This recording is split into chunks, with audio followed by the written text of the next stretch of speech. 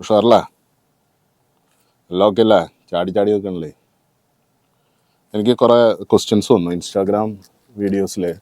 ഈ off road ചെയ്യുമ്പോൾ എങ്ങനെയാണ് വീഡിയോ എടുക്കുന്നതെന്ന് ചോദിച്ച്. അപ്പോൾ ഞാനോർത്തൊരു വീഡിയോ ആയിട്ട് അങ്ങോട്ട് ചെയ്യാം. ഞാൻ ഉപയോഗിക്കുന്ന സാധനങ്ങളുടെ ആമസോൺ ലിങ്കുകൾ വെച്ച് ഒരു വീഡിയോ അങ്ങോട്ട് ചെയ്യാം.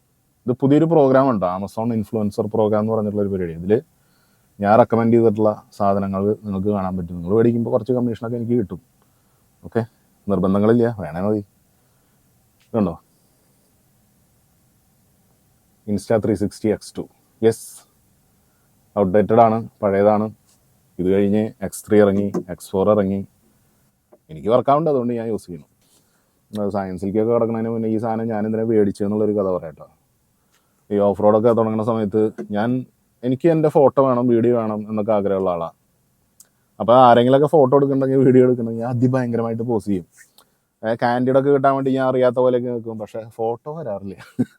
ആരെങ്കിലും വീഡിയോ എടുക്കണമെങ്കിൽ അവരുടെ മുന്നിൽ കൂടെ ഞാൻ അതിഭയങ്കരമായിട്ട് വണ്ടിയൊക്കെ ഓടിച്ചു പോകും, പക്ഷേ വീഡിയോ കിട്ടാറില്ല. അപ്പം ഞാനതിനെക്കുറിച്ചൊന്ന് ആലോചിച്ചപ്പോൾ കിട്ടിയിട്ടുള്ളൊരു സൊല്യൂഷനാണ് ഇത്. നമ്മുടെ ഉള്ള സ്വന്തം വണ്ടി ഓടിച്ചുകൊണ്ട് കിടക്കുന്നത് വീഡിയോയും ഫോട്ടോയും എടുക്കാൻ ഇപ്പോൾ ആരോടൊപ്പം പറയാ? ഇതാണ് അതിനുള്ള ഉത്തരം. മറ്റുള്ളവർ ഫോട്ടോയും വീഡിയോ എടുക്കാൻ വേണ്ടിയിട്ട് നമുക്കിപ്പോൾ ലംബോർഗിനിയും ഫെറാറിയൊക്കെ കൊണ്ടു കൊടുക്കാൻ പറ്റുമോ? നമുക്ക് പട്ടണമെല്ലാം കൊണ്ടു കൊടുക്കാൻ പറ്റുമോ? ഇതെന്ന് പറയുമ്പോൾ നമുക്ക് ഒരു തണ്ടിയുടെയും സഹായം വേണ്ട. ഇത് എവിടെയെങ്കിലും നല്ല രീതിയിൽ ഒരു പൊസിഷനിൽ മൗണ്ട് ചെയ്ത് കഴിഞ്ഞാൽ ഇത് 360 ഡിഗ്രിയിൽ ഈ സാധനം ക്യാപ്ചർ ചെയ്തോളും. അതായത് 180 ഡിഗ്രി ആംഗിളിൽ ക്യാപ്ചർ ചെയ്യുന്ന ഒരു ലെൻസ് ഒരു സൈഡിൽ, അപ്പുറത്തെ സൈഡിൽ അതുപോലെ തന്നെ 180, അങ്ങനെ ടോട്ടൽ 360 ഡിഗ്രി ഇതങ്ങ് ക്യാപ്ചർ ചെയ്തോളും. നിങ്ങൾ പ്രത്യേകിച്ച് സ്കില്ലും ആംഗിളും ഇതൊന്നും നോക്കണ്ട. സാധാരണ DSLRും മൊബൈലൊക്കെ ഉപയോഗിക്കുമ്പോഴുള്ള പ്രശ്നം അതല്ലേ, നമ്മളതിനനുസരിച്ചുള്ള ആംഗിൾ സെറ്റ് ചെയ്യണം. ഇത് അതിൻ്റെ ഒന്നും ആവശ്യമില്ല. അത് അതിൻ്റെ പണി അങ്ങോട്ട് എടുത്തോളും. നിങ്ങൾ ചെയ്ത ഒരു ആക്ഷൻ, ഒരു മൂവ്മെൻറ്റ്, ഒരു പല ടൈപ്പിൽ നിങ്ങൾക്ക് റീപ്രൊഡ്യൂസ് ചെയ്യാൻ പറ്റും എഡിറ്റിങ്ങിൽ. കാരണം ഇത് ഓൾറെഡി 360 ഡിഗ്രി ക്യാപ്ചർ ചെയ്തിരിക്കുകയാണ്. എഡിറ്റിങ്ങിലാണ് നിങ്ങളിതെല്ലാം ചെയ്യേണ്ടത്. നിങ്ങൾക്ക് ഇഷ്ടമുള്ള ആംഗിൾ നിങ്ങൾക്ക് തിരഞ്ഞെടുക്കാം. അതാണ് ഇതിൻ്റെ പോസിബിലിറ്റി, ഇൻഫിനിറ്റ് പോസിബിലിറ്റിയാണ്. പിന്നെ ഇത് എല്ലാവരും മേടിക്കേണ്ട കാര്യമൊന്നുമില്ല.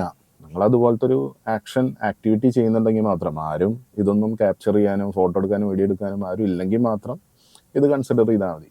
ആരെങ്കിലുമൊക്കെ ഉണ്ട്, നിങ്ങൾ കാണിക്കുന്ന ഷോ ക്യാപ്ചർ ചെയ്യാൻ ആരെങ്കിലുമൊക്കെ ഉണ്ടെങ്കിൽ അതാണ് നല്ലത്, അതാണ് കുറച്ചും കൂടെ ഈസി. കാരണം ഈ സാധനം ഷൂട്ട് ചെയ്യാൻ, റെക്കോർഡ് ബട്ടൺ അമർത്താനൊക്കെ ഭയങ്കര എളുപ്പമാണ്, പക്ഷേ എഡിറ്റ് ചെയ്തെടുക്കാൻ ഇറ്റ് വിൽ കൺസ്യൂം ടൈം. അതുപോലെ തന്നെ നല്ല ആക്ഷൻസ് ഉണ്ടെങ്കിൽ മാത്രമേ ആ വീഡിയോസ് ഉപകാരപ്പെടുകയുള്ളൂ. ഇത് സ്വയം പണിയെടുക്കുന്നതുകൊണ്ട് തന്നെ ഇത് ക്യാപ്ചർ ചെയ്തിട്ടുള്ള സാധനങ്ങളെല്ലാം വൈഡ് എന്ന് പറയുമ്പോൾ എല്ലാ സാധനങ്ങളും വീഡിയോയിൽ ചെറുതായിട്ടേ കാണുള്ളൂ. നിങ്ങൾ പോയ ലാൻഡ്സ്കേപ്പ്, സബ്ജക്റ്റ് എല്ലാം ഭയങ്കര ചെറുതായിട്ട് തോന്നും.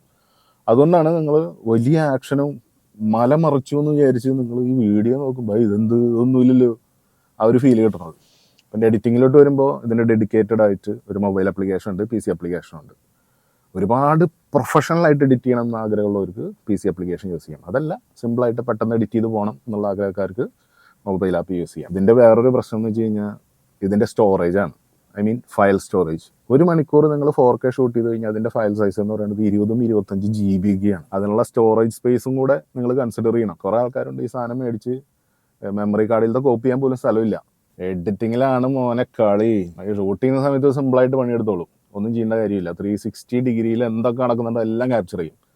പക്ഷേ ഇതിൽ നടക്കുന്ന ഒരു സാധനം നിങ്ങൾക്ക് ലോകത്തെ കാണിക്കണം എന്നുണ്ടെങ്കിൽ, ആ വീഡിയോ പുറത്തേക്ക് എടുക്കണം എന്നുണ്ടെങ്കിൽ കീ ഫ്രെയിമിങ് പഠിക്കണം. ആ കീ ഫ്രെയിമിങ് ഒരു ആർട്ടാണ്. ഈ കീ ഫ്രെയിമിങ് പ്രോപ്പറായിട്ട് അറിഞ്ഞില്ലെങ്കിൽ ഈ വീഡിയോ ചുമ്മാ ഇങ്ങനെ തിരിഞ്ഞ് കളിച്ചുകൊണ്ടിരിക്കും.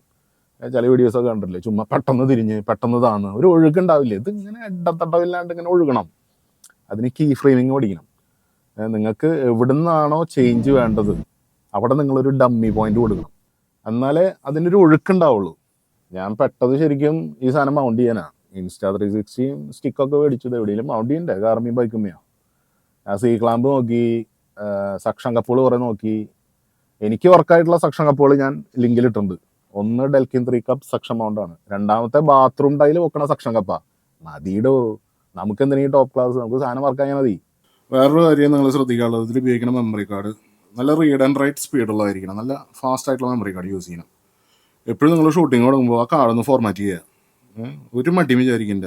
അല്ല, നമ്മൾ ഉപയോഗിക്കുന്ന ഈ മെമ്മറി കാർഡ് മറ്റേ ഈ ഡിവൈസിൽ കിടന്ന ബാറ്ററി ഡ്രെയിൻ ആകുമ്പോഴും, അല്ലെങ്കിൽ നമ്മൾ വേറൊരു സിസ്റ്റത്തിലിട്ട് കോപ്പി ചെയ്യുമ്പോൾ, അല്ലെങ്കിൽ ഇതേ മെമ്മറി കാർഡ് തന്നെ വേറൊരു ക്യാമറയിൽ ഉപയോഗിക്കുമ്പോൾ ഇതിൻ്റെയൊക്കെ ഫയൽ സിസ്റ്റം എററിലോട്ട് പോകും. ഈ ഫയൽ സിസ്റ്റം കറപ്റ്റഡ് ആവും. ഇതെല്ലാം അവോയ്ഡ് ചെയ്യാൻ നമ്മൾ ഷൂട്ടിങ് തുടങ്ങുന്നതിന് മുന്നേ, നമ്മളിത് ഉപയോഗിക്കുന്നതിന് മുന്നേ ഒന്ന് ഫോർമാറ്റ് ചെയ്യുക. അവസാനമായിട്ട് എനിക്ക് പറയാനുള്ളത്, നിങ്ങൾ കിളി മാറി നിങ്ങൾ ഞെട്ടിയെന്ന് തോന്നുന്നുണ്ടെങ്കിൽ മാത്രം ആ വീഡിയോ എഡിറ്റ് ചെയ്തിരുന്നാൽ മതി. കാരണം നിങ്ങൾ നന്നായി ഞെട്ടിയാൽ മാത്രമേ കാണുന്നവർക്ക് കുറച്ചെങ്കിലും ഞെട്ടലുണ്ടാവുള്ളൂ. അല്ലാണ്ട് വെറുതെ സമയം കളഞ്ഞിട്ട് എന്താ കാര്യം?